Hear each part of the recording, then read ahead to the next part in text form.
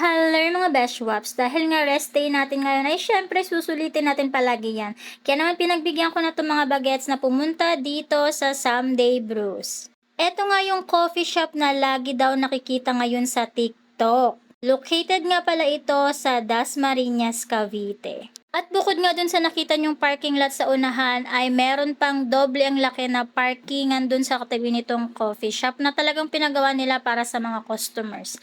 Kaya kahit gaano kadami ang pumunta dito ay hindi mawawala ng parking.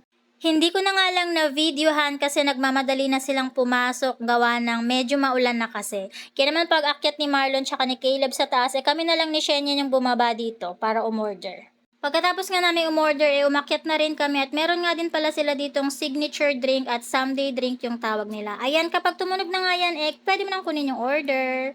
Tapos once na umorder ka nga, yung wifi password ay nakalagay nga pala dun sa receipt.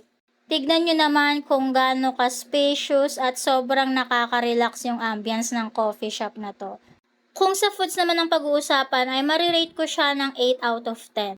Medyo pricey nga kasi yung mga snacks nila dito. Tapos yung in-order nga pala naming nachos, medyo konti nga yung nakalagay na toppings. Pero masarap naman. Kung sa drinks naman ay wala akong masasabi kasi gustong-gusto namin yung timpla at saka napaka-reasonable naman yung price. At kung sa service naman ng mga staff, i-rate ko siya na 10 out of 10. Dahil napaka-friendly talaga ng mga staff nila dito.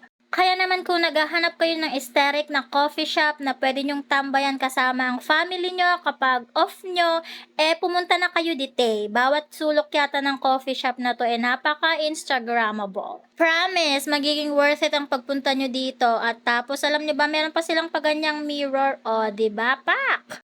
Pagkatapos nga namin kumain na nag-ikot-ikot lang muna kami dito sa SM dahil nagyakad itong mga bagets para daw makapasyal-pasyal naman daw si Sushi. Ayun lang naman for today's video. Shalamat!